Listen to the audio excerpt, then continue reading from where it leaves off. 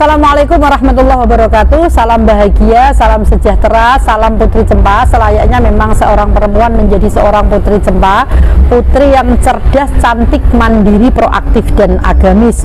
Jumpa lagi di podcast Putri Cempa bersama Mbak Laras.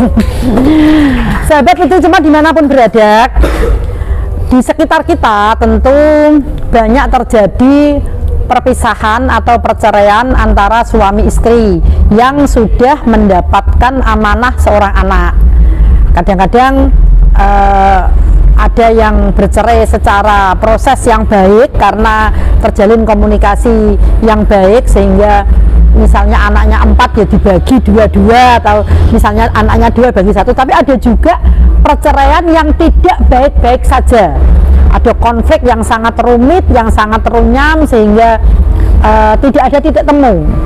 Nah, sebetulnya ketika seorang anak menjadi korban perpisahan orang tuanya, apakah anak ini mempunyai hak untuk pengasuhan? Kita akan tanyakan sama Mbak Laras. Misalnya ada orang tua bercerai nih Mbak, sebetulnya anak itu haknya ikut siapa, ayahnya atau ibunya? Baik ya Mbak, kembali ya.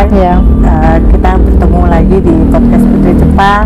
Terima kasih sekali lagi terima kasih waktu ya untuk membahas mengenai anak korban cerai. Untuk anak di bawah 12 tahun itu memang ada undang-undangnya. Anak akan ikut ibu. Di bawah 12 tahun. Tetapi itu namanya belum mumayyiz ya. Tetapi bukan berarti bapak tidak boleh mengasuh anak. Karena anak, perlu diingat, anak itu bukan barang. Jadi seandainya anak bercerai, walaupun putusan pengadilan sudah memutuskan anak ikut ibunya, bukan berarti bapak tidak bertanggung jawab. Perlu diingat, bapak tetap bertanggung jawab dunia akhirat, mempunyai kewajiban untuk tetap menafkahi dan ikut bertanggung jawab atas ibaratnya kehidupan anak selanjutnya. Dan bukan berarti bapak lalu tidak boleh menengok anaknya. Tadi saya bilang anak bukan barang, tetapi tidak bisa dieksekusi. Itu yang saya sampaikan. Kadang kan cenderungnya begini Mbak ya, oh iya, putusan pengadilan memutuskan ikut ibu. Bapaknya ini mau nengok nggak boleh. Dengan nggak bolehnya akhirnya bapaknya tidak memberikan nafkah ya, hadonah nafkah untuk si anak. Tetapi ada juga yang istilahnya walaupun tidak boleh, tetap karena bapak sudah punya kesadaran tetap memberikan nafkah. Pada saat kondisi tertentu, berarti anak di bawah usia 12 tahun pun kadang-kadang hak pengasuhan bisa pada bapaknya, meskipun secara hukum itu hak asuhnya ada di ibunya. Nah, siapa yang memperjuangkan anak misalnya, mohon maaf ya, karena kepribadian ibunya yang tidak baik misalnya, sehingga pengadilan ini memutuskan anak ikut sama ayahnya. Yang memperjuangkan ini siapa Mbak seharusnya? Apakah ayahnya sendiri atau pihak pengadilan itu melakukan semacam investigasi? Kalau pihak pengadilan bukan melakukan semacam investigasi ya Mbak. Biasanya pada proses persidangan, jika anak diperebutkan, itu akan dilihat kemampuan, misalnya ayahnya memperjuangkan biar ikut ayahnya. Alasannya apa? Kalau ada alasan tertentu, misalnya ibunya mempunyai perilaku yang tidak baik atau tidak mampu secara ekonomi mencukupi, pastinya pengadilan akan memutuskan anak untuk ikut ayahnya. Dengan catatan si ayah ini bisa membuktikan apa yang menjadi dasar atau alasan anak harus ikut ayahnya. Kalau kemudian ayah dan ibunya, mohon maaf, dua-duanya tidak layak diikuti oleh anaknya, misalnya ayahnya pemabuk, peminum, penjudi misalnya, ibunya juga terus pokoknya orang-orang bener lah, apakah anak boleh memilih ikut kakek neneknya? Biar bagaimanapun tadi saya bilang anak itu bukan barang ya Mbak ya. anak terlepas mau ikut siapa, itu anak tetap tidak bisa dieksekusi. Kecenderungan jika terjadi misalnya bapaknya tidak menginginkan, ibunya tidak menginginkan, jika anak masih bawah 12 tahun itu akan diberikan kepada ibunya. Tetapi jika di persidangan tidak dimunculkan, anak bebas mau ikut siapa. Seperti itu. Jadi anak ditanya ya Mbak, diinterogasi gitu? Bukan Ditanya. Pada saat siapa yang melakukan gugatan, ya toh, siapa yang melakukan gugatan, jika ayahnya menggugat ibunya, mencerai talak ibunya, kalau suami kan berarti mencerai talak, tapi kalau istri kan mengajukan gugatannya, seperti itu. Pada saat ayah ini mengajukan hak asuhnya berada di pihak ayah harus bisa membuktikan alasannya apa sehingga harus ikut ayah. Kenapa? Ada apa dengan ibunya? Seperti itu. Sama halnya dengan ibunya. Misalnya anak sedang berada dalam pengasuhan ayahnya, tapi masih di bawah umur. Anak di alasannya biasanya anak masih di bawah umur, tapi ibunya bisa membuktikan tidak mampu untuk membiayai mungkin secara ekonomi, mampu tidak menunjukkan kalau ayahnya ini, misalnya mohon maaf tukang selingkuh kan, seperti itu, atau ayahnya mungkin punya kelakuan suka mabuk, atau nanti khawatir si anak ini akan, ibunya pasti akan. Kalau kemudian anak itu sejak kecil memang diasuh oleh kakek neneknya, di usia berapa anak boleh untuk kembali kepada orang tuanya? Sebenarnya tidak ini ya, tidak kakek nenek itu kan tidak berhak terhadap anak itu sendiri ya, yang berhak orang tuanya.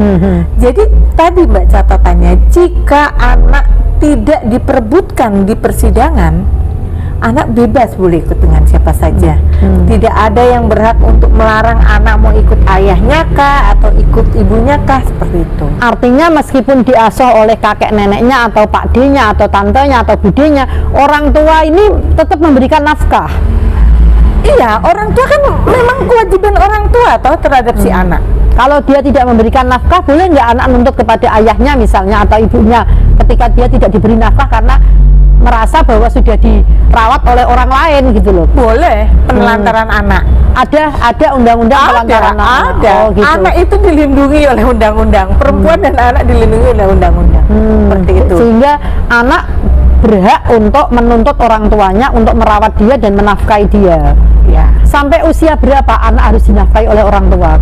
21 tahun. Laki-laki perempuan sama? Sama. Sampai 21 tahun harus dinafkahi. Iya. Tapi selepas 21 tahun orang tua boleh mengabaikan kalau memang tidak mampu. Iya. Boleh. Artinya anak kan sudah dianggap sudah dewasa, mampu menghidupi dirinya sendiri ketika 21 tahun ke atas itu, sehingga tidak ada kewajiban orang tua untuk menafkahi. Walaupun sebenarnya kewajibannya melekat ya, tetap ya. Tetapi kalau di dalam agama kan gini Mbak, mohon maaf, kalau dalam agama kan kalau anak perempuan itu sampai dia menikah. Kalau anak laki-laki sampai dia khitan. Ya, makanya itu kan walaupun kewajiban itu melekat ya, orang tua terhadap anak kan kewajibannya melekat kan. Jadi nek anak wedok perawan tua ya tetap kewajiban orang tuanya menafkahi. Sampai umur 40 tahun pun harus wajib dinafkahi karena dia masih belum menikah kan. Makanya, gitu. Tapi kalau di aturan hukum di undang-undang itu sampai 21 tahun harus dinafkahi, setelah itu lepas boleh. Nah, kemudian ketika anak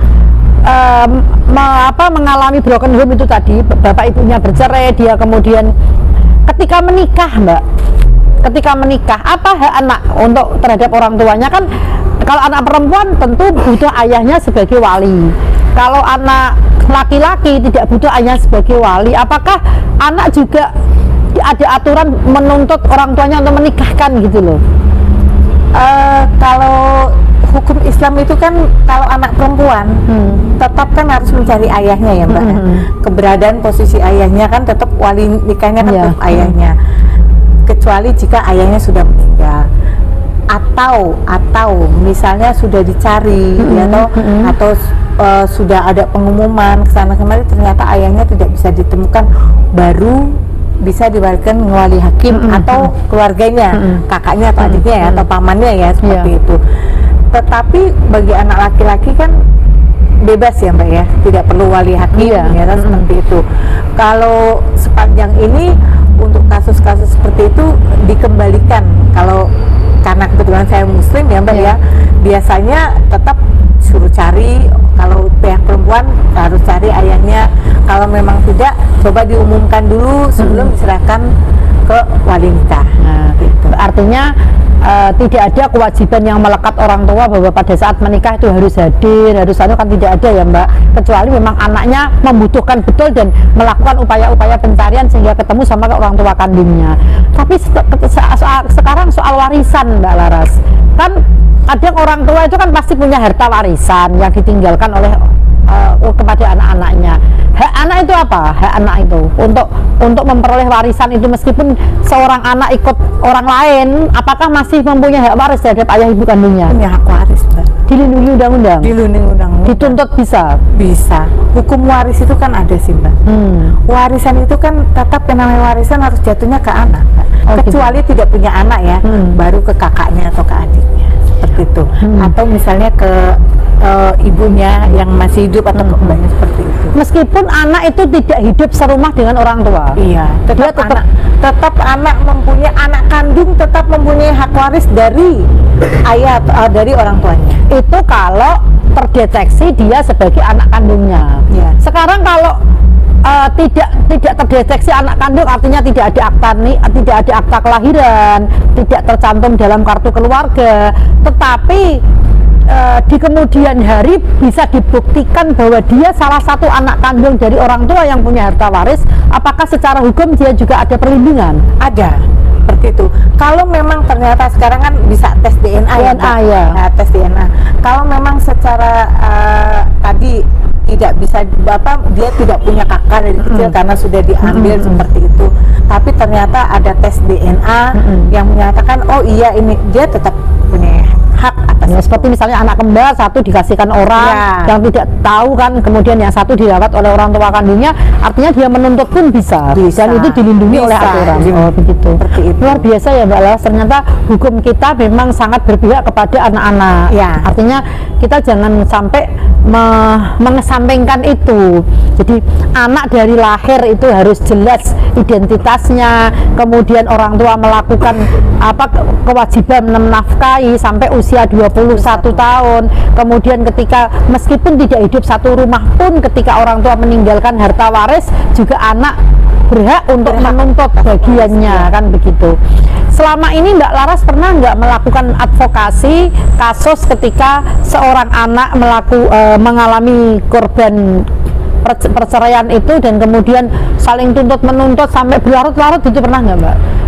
Saya hanya pernah menangani masalah anak korban perceraian itu anaknya ikut ibunya, bapaknya nikah lagi, lalu sebenarnya bapaknya punya waris. Waris ini ingin dikuasai oleh istrinya yang baru dengan anak-anaknya. Di sana kadang bagi orang awam, wong saya sudah nikah lagi, itu ingin dikuasai. Tetapi anak kan tetap anak kandungan, biar bagaimanapun tetap walaupun sudah tidak tinggal dengan ayahnya, tetap bisa menuntut kalau bisa membuktikan itu. Oh ternyata ada aktenya, ini adalah ayah saya, dan itu waris dari saya, walaupun sudah dilimpahkan istilahnya ke istri yang tidak bisa. Limpahnya ada dasar apa? Apalagi itu waris, misalnya waris dari mbahnya, kan seperti itu. Si istri yang baru ini tidak punya hak.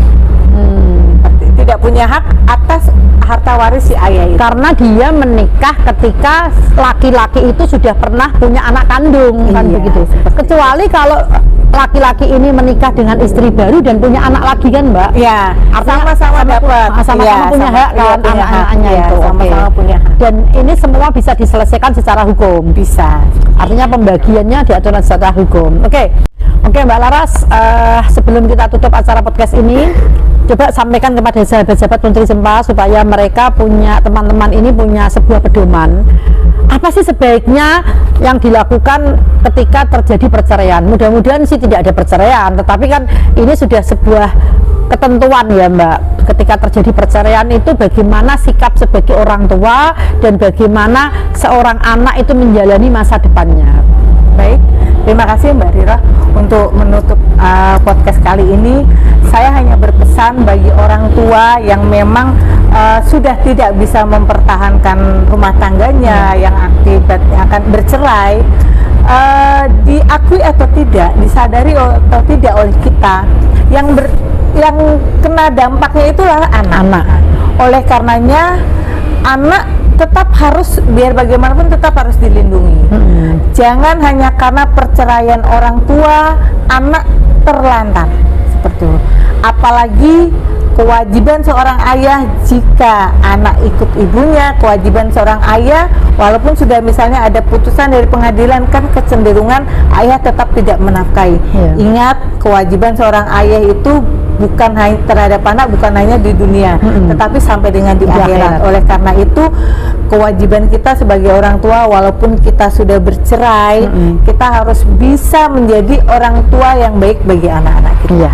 Kita harus bisa tetap menjadi panutan anak-anak kita.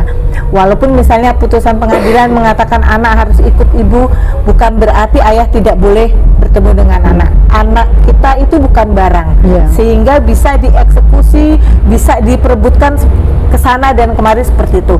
Anak juga manusia, anak juga punya nurani, punya hati, punya hak.